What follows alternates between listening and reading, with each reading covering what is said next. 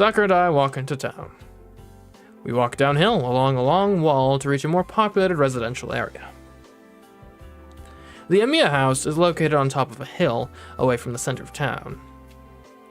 Heading down the hill leads us to the residential area.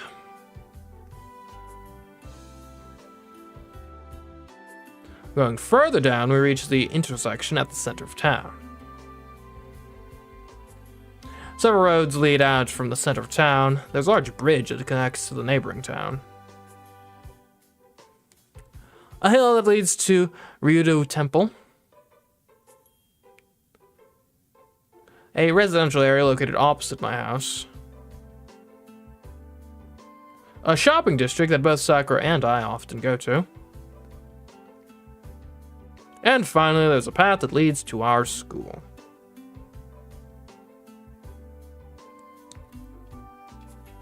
We head straight to school without taking any detours. It's barely 7 o'clock, so there's hardly anyone around. Students making their way to their morning club activities are the only ones we found along our routes.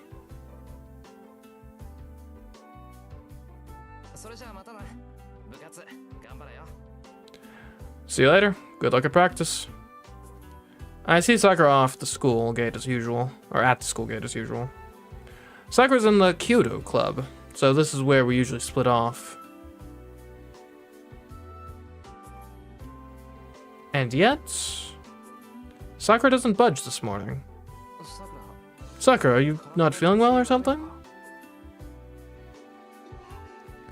No, it's not that, Senpai. Maybe it's time you come visit the dojo? Well, I don't really have any business at the dojo.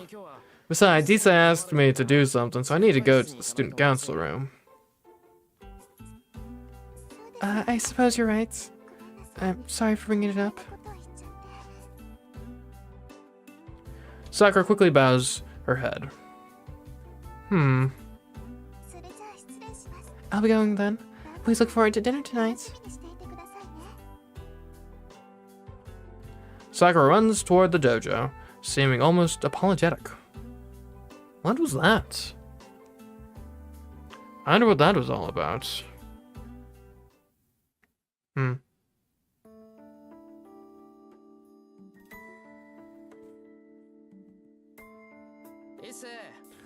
Issa, are you in? I'm here. You're a little late this morning, Amiya. Issei glances up from his desk, looking like he's been studying some papers. Is it just you, Issei? Where's the rest? They should all be at school by now. Well, unfortunately, the rest of the members are all very on the clock. They all have their set work hours, and they don't want to come in early or stay late. So that's why the student council president is doing busy work himself. Guess you got your own problems to deal with. Well, I live for these sorts of problems. I don't need your sympathy, Amiya. What are you talking about? I'm not sympathizing with you. Well, that's too bad. I'm going to pretend I didn't hear that. After all, the fact of the matter is that you still care. Issei was gathering his papers into a single sheaf and tapping the edge against the table to square them neatly is the big boss of the student council. He's been working to reform the student council, which has grown quite lax, and he's been a friend of mine since our first year in school. His full name is Issei Ryudo. Same as the temple? Despite his old-fashioned sounding name, he has elegant facial features, and he's popular with the girls. He's also the student council president, so you'd think he would have the leg up over everyone else, but that's not exactly the case. Nothing beats a scalding hot cup of tea in the morning. It's saying stuff like that as he sips tea that prevents him from quite sticking the landing. As evidenced, Issei is quite plain. He's prone to be misunderstood, yet he neither dabbles in relationships nor he does what typical students do for fun. He's the heir of Ryudo Temple, which sits atop a mountain. He himself understands that he will inherit the temple, and there's a strong possibility that he'll shave his head without so much as a complaint as soon as he graduates from school. So, what do you want me to do today? Well, I'd like to tell you to sit down and relax, but we don't have time. I'll explain as we go, so grab your tools and follow me. Because I'm the school handyman unofficially. Let me get right to the point. Our school's spending habits are quite extreme. I know, the athletic clubs are favored, but there's not much money to go around in other places. Exactly, as a result, the culture clubs get the short end of the stick. I've been trying my best to establish a better budget for the arts, but the money trail has been getting pretty muddy, which is making my life harder, so the arts are suffering. The lack of heaters during the winter is especially concerning, and I have no solution for that. I see. Hey, hand me that flathead screwdriver. The biggest one. Oh, and give me some conductors too. Yeah, this one looks salvageable. Conductors, these. Sorry, I don't really know my way around tools. You can get mad if I'm wrong. It's fine, you got it right. So what about the lack of heaters? Is there anything else that's broken?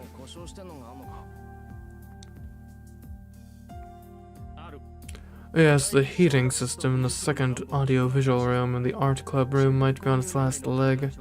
Forms requesting to purchase new ones are piling up by the minute. And you're saying that there's no room in the budget. Well, this one's just corroded. Good thing the inside's still intact. Oh, is that one salvageable, Emiya? Yeah, I can fix it. It's a good thing the old machines are easy to figure out. The wire's just burnt out, so as long as those get replaced, this should last until the end of the year. Is that so? Where'd to go, Emiya? I'm glad you're so reliable and helpful. You say some weird stuff, you say. Alright, I'm almost done, so go ahead and step out. Got it, I won't get in your way. Issei quietly steps out of the classroom. He might be thinking that I'm going to start on some sensitive work. Well, I guess you could call it sensitive work. You can call it that. I put my hand to the old electric stove. Am I just gonna, like, smack it into submission? No matter how long someone's been fixing things, I can't usually figure out what's wrong by sight. So the fact that I can means what I'm doing is not ordinary. I close my eyes and look inside the stove by touch. I'm using magic. Okay, that's nice. And then suddenly, a single image pops into my head.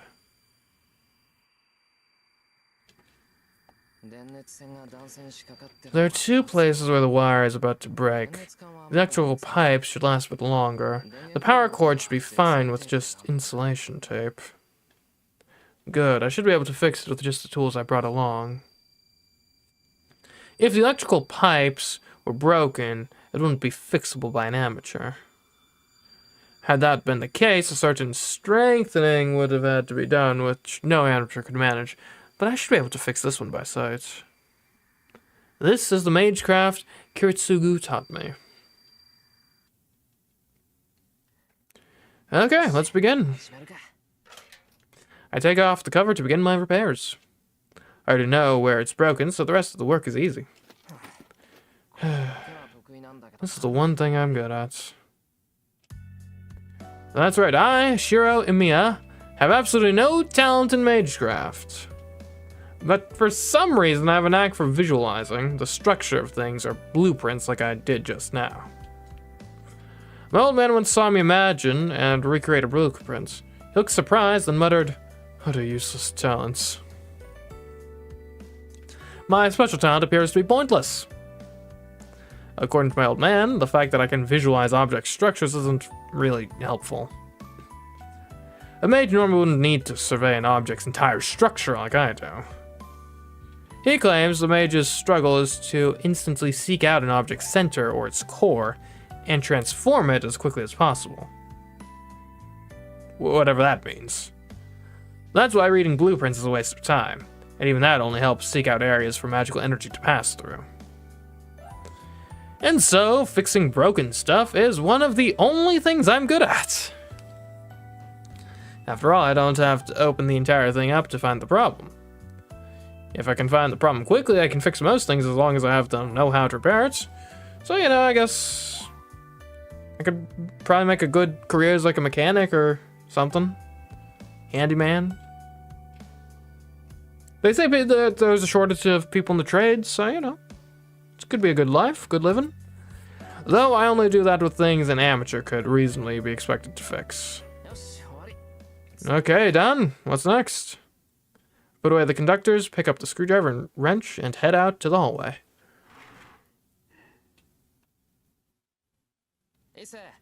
Issei, repairs are done. Oh, hey! A female student is standing next to Issei in the hallway. Oh, Rin! It's this scene. Hey, Rin. I'm a little surprised. The girl talking to Issei is Rin Tosaka, a second year from Class A. She lives in a giant Western-style mansion up on a big hill, and she's an extraordinary honor student. She's pretty, smart, athletic, no flaws at all. She's intelligent and polite, she never brags out her looks, she's truly the ideal girl to guys. Apparently. Which is why the male students treat her like an idol. But Tosaka is just too good, and she's become unattainable. The guys all say the only people who can talk to Tosaka are Issei and the teachers. Well, okay, I'm also a guy, and I'm including myself in the list of her admirers. Don't give me that look. What's your problem? Tosaka is looking at us, annoyed. So this is what it looked like from the other side of things. I guess rumors are true that Issei and Tosaka don't get along.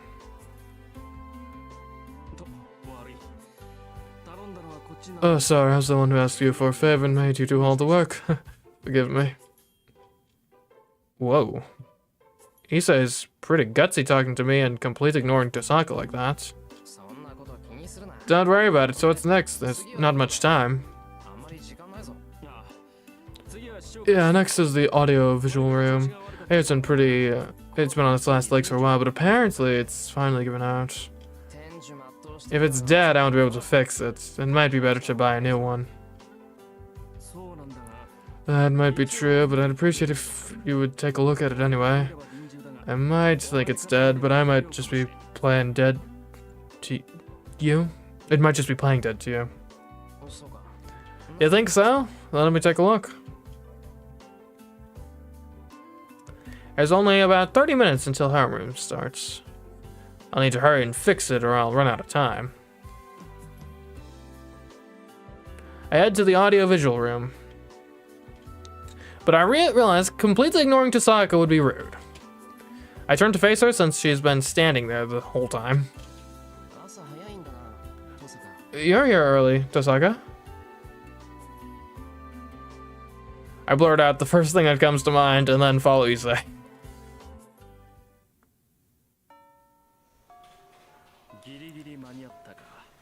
You made it just in time, sorry for all the trouble, Emiya. I'm a bad friend for asking a favor from you and making you late for class. Don't sweat it, it won't be a problem if I'm late, where it might be an issue if you were late.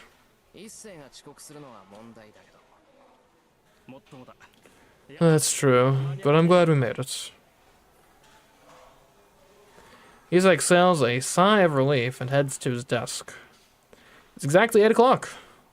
5 minutes after the bell for homeroom rings, Fujini will enter the classroom. Whew. My breathing is labored since I ran from the audiovisual room. I take a deep breath before I take my seat. What's with all the commotion so early in the morning, Emiya? Didn't realize you became Ryudo's whipping boy after you quit our club. Not that I care, but since you have no principles of your own, don't do anything to ruin our rep. Don't be a jerk, man. Jeez. Ah. Standing in front of my desk is Shinji Mato. He's been a friend of mine since middle school. His last name is Mato, and he's Sakura's older brother. He's 1 year older than her. Okay, gotcha. Yeah, things going well at the Kyoto Club, Shinji? Of course! There's no point in telling an outsider like you, but the club's nice and peaceful. Now that there's one less member trying to hawk all the attention, we're definitely going to make waves at the next tournaments. Is that so? I guess Mitsuzuri is working real hard? What the hell are you talking about? I'm the only reason the Kyoto Club is setting records. You've been an outsider for a long time, so stop acting like you know it all. Or you're gonna embarrass yourself. Okay, I'll keep that in mind. Besides, I'm not involved with the club, so I won't really concern myself with it much. I put my bag on my desk and pulled the chair back. What's that supposed to mean? Are you saying my Kyoto Club's boring to you? I'm not saying that, just that I'm not involved and all. I'm not a part of the club anymore, so it's not right for me to just drop into the dojo. But if there's anything you need, just let me know. I'll whenever you need it. I remember you weren't good at fixing and stringing bows. Yeah, well, thanks. I'll give you a call if there are ever chores to be done. Though I doubt that'll ever happen. Well, that's good. A captain who leaves busy work behind wouldn't be much of a captain. Just try not to trouble Miss Fujimura. She's terrifying if she gets mad. Mind your own business. Just remember that you're not a member of the club anymore, so don't go near the dojo. And just like that, Shinji heads off to his seat, all self-important bluster as ever. Huh, he does seem moodier than usual. Unbelievable, how can he talk to you like that? He was the one who kicked you out. Well, yeah, hence why he talks to me like that. Oh, Issei, were you there this whole time? What do you mean? How can you be so cruel to me when I was listening attentively to the conversation of concern for my friend? Huh? What does concern have to do with it? I haven't done anything worth worrying about. Fool, of course I'm concerned. You have a short fuse. Now granted, if you punched Shinji, that would have gotten you some applause. But it probably wouldn't make the girls happy. It probably wouldn't be right for me to put my friend in such an unpleasant position. I get it. Yeah, good point. Thanks, Issei. I don't think that would ever happen, but I appreciate the concern. Good, as long as you understand, but I was surprised you usually get mad at the drop of a hat. But you're pretty tolerant of Mato. Yeah, but Shinji's been like that for as long as I've known him. You get used to it. Guess that's how it is. It is. Now come on, go back to your desk if you're satisfied. It's almost time for Miss Fujimura to dash in. More like floating. The bell to start homeroom rings. Norma, the homeroom teacher, comes into the classroom 5 minutes before homeroom starts, but our teacher isn't what you'd call typical. Homeroom for class 2C typically starts 1 minute after the starting bell. In other words, now. I'm late! Homeroom starts with the sounds of Fujini's shouts and hurried footsteps. That slide in was pretty good. That was all done. Okay, I made it. Good morning, Ooh. Fujini tumbles and I hear some kind of unnatural sound. What? Contrary to the hectic sounds of a few seconds earlier, the classroom is now dead silent. The mood shifts sharply. It's no wonder Fujini is called a human roller coaster. But honestly, the way she felt didn't seem like a laughing matter. Fujini hit her head against the podium, and she's still lying on the floor. Seeing her lying there, face down and unmoving, has everyone imagining the worst. Hey, someone up front, wake her up. No, I don't want to. She'll probably, like, bite me or something if we get too close. She's not a mimic. Miss Fujimura wouldn't do that. Well, why don't you wake her up then? Cause I hate stuff like this. I don't like it either, and you were going to make a girl do it? The boys just step up and take control. The students in the front row start to get rowdy. Those of us sitting in the middle rows can't see what's going on. So we all stand up to get a look. Hey, she's not moving. Did she faint? Someone brings up the obvious. But the problem is, how would we get Fujini to the infirmary? Carry her? I don't know. We're all like comrades in arms after our time dealing with Fujini. Probably nobody's thrilled by the idea of taking the teacher to the infirmary. Miss Fujimura, are you okay? A brave girl approaches. Fujini isn't moving. The class grows more concerned. That didn't look good. Her head literally slammed the corner of the podium. If that didn't hurt her, she really is invincible. Maybe we can recruit her for the baseball team. That's more like a threat. The moment that Tiger becomes the head of the baseball team, we're all bound for the big Koshine tournament. Miss Fujimura! Miss Fujimura! It's no use, she's not responding. Hey, you're right. Next to her, wake her up. What? No, I don't want to. If she's dead, it'll be as good as dead too. What? That doesn't even make sense. Well, things get worse if we just leave her. But nobody wants to get near her. I'll do it, sheesh. Finally, we have no choice but to go with our last resort. Yeah, that. Everyone's on the same page. Except Shinji and I. We keep quiet because the two of us dared not be a part of what was about to happen. Ready? Wake up, Tiger! It comes out, a whisper, even with so many students speaking in unison. The word tiger is especially inaudible. And yet... Twitch. Fujini's previous motionless body reacts. Oh, she moved! This might be working, everyone! Keep going. It's the punishment of the tiger. Everyone must be on edge since midterm tests are approaching.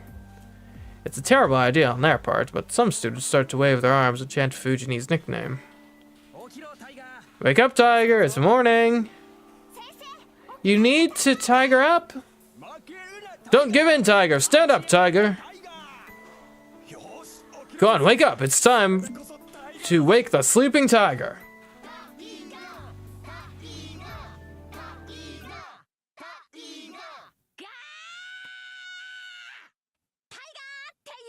Don't call me Tiger!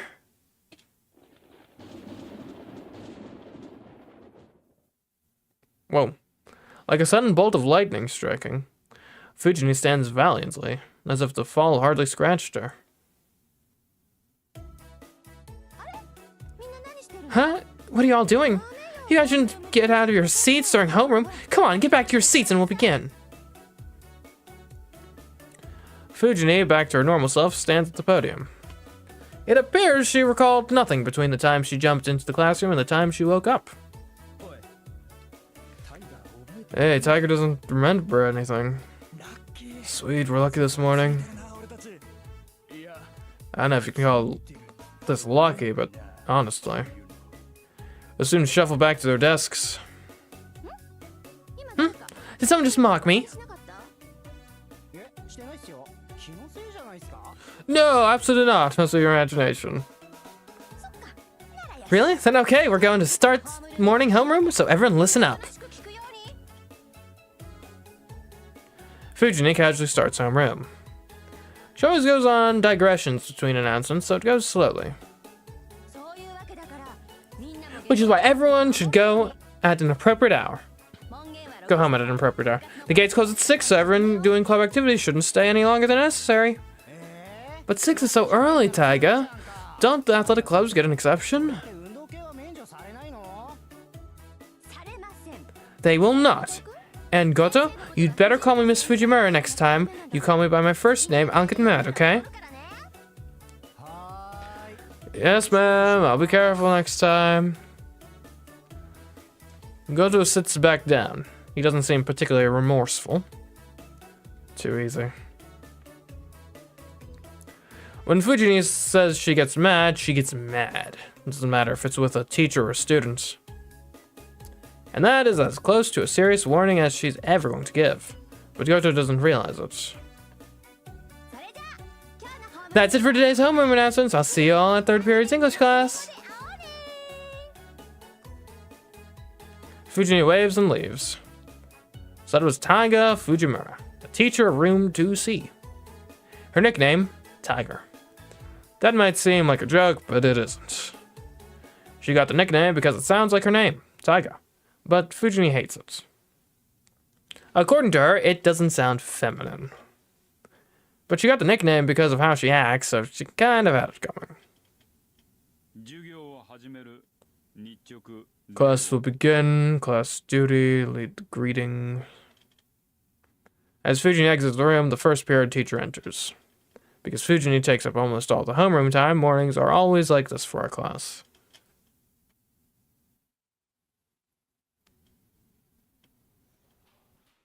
And so another day of classes ends. There are many types of students. Some immerse themselves in club activities, some hurry home, and some hang out in the classroom after class for no particular reason. I don't really fit in any of those categories. Do you have a minute, Emiya? Picking back up with what we did this morning, do you have some more time? Well, it's not like I don't have any plans. It's not as if I don't do anything at all. The biggest reason I quit the Kyoto Club in the first place was that I wanted to prioritize my part-time job. It's been 5 years since I started part-time jobs to earn money for living expenses on my own after my old man died. And when you do so many different jobs, there are some requests you just can't say no to. Today is one of them. I was asked to help restock some products for a bar since they wanted as many strong helping hands as they could get. Though I'm sure I don't have to go help. The bar is likely asking everyone as an excuse to gather some folks and hang out afterwards. There are two options. I should help the student council or do my part-time job. Okay. I don't know, how good's the pay? I guess I don't really want to get the reputation of just kind of ghosting my employers, do I? Then again, I seem to be good friends with the student council president here. Help a man out. I neither of these like the slacker option or anything. Like, these are both valid choices. I don't know.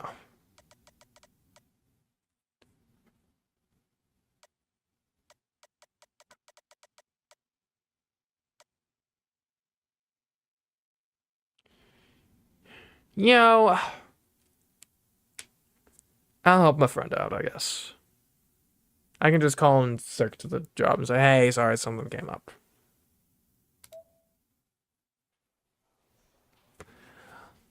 The stuff from this morning is unfinished. So I should at least finish what I started. And hey, if it goes quick enough, I can maybe pop in to work after. Change of plans? You want me to finish what we started in the morning, right? Leave it to me. I'll finish all repairs before exams start. That'll be helpful. Let's go check on our patient in the art club. Sure thing. Oh, but make sure there's nobody around. I can't concentrate when there's people around. Of course, I won't let anyone get in your way. Keeping up with Issei's brisk pace, I follow him out of the classroom.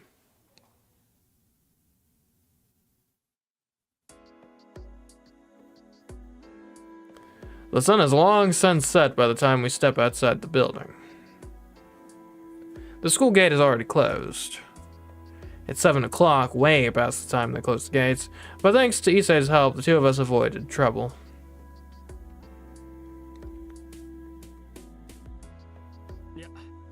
You helped me out today. I'll repay you for this, so don't hesitate to ask me if anything comes up. Sure, I don't think anything will come up, though. I didn't help him because I wanted something in return, and I don't think I would ask Issei for anything impossible. Honestly, you might have to reconsider being such a good guy all the time. Having you around is certainly helpful, but I can't stand when other people use you for their own ends. Helping may be a good thing, but you should be more selective about who you help. You just do everything everyone asks. I mean, yeah, I like helping people. What can I say?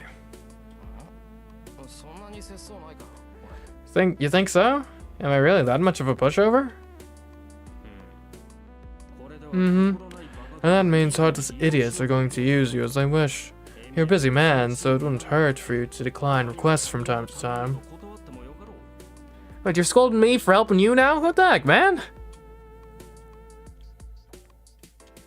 I honestly can't tell, but I think Issei is concerned for me. Ever since middle school, I've always been told how helpful I am, since I never decline requests or ask anything in return. I guess Issei thinks that's unhealthy.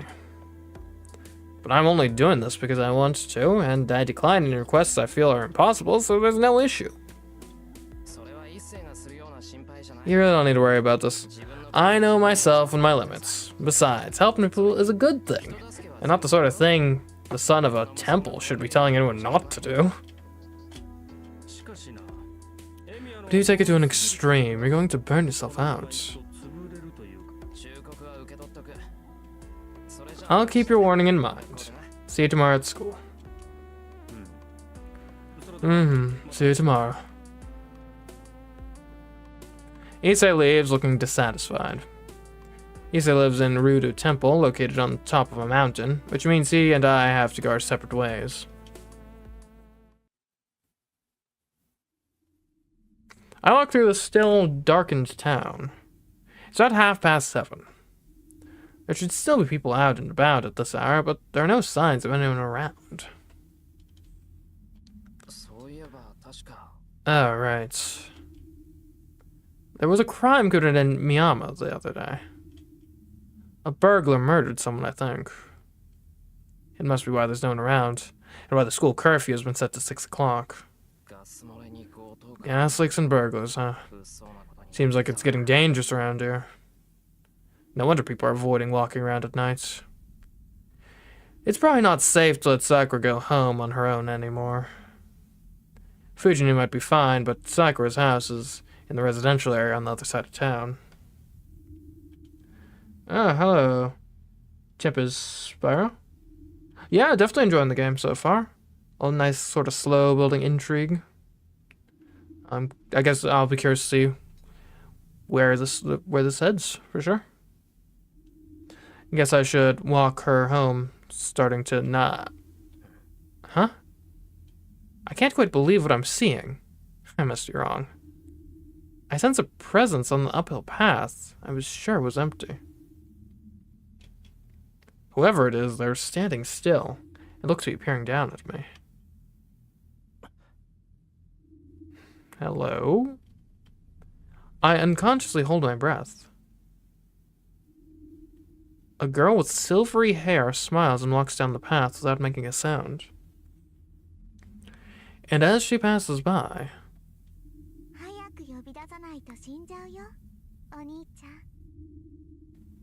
You'd better summon one soon or you'll die, big brother. What? Who are you? Do I know you? What she says makes no sense.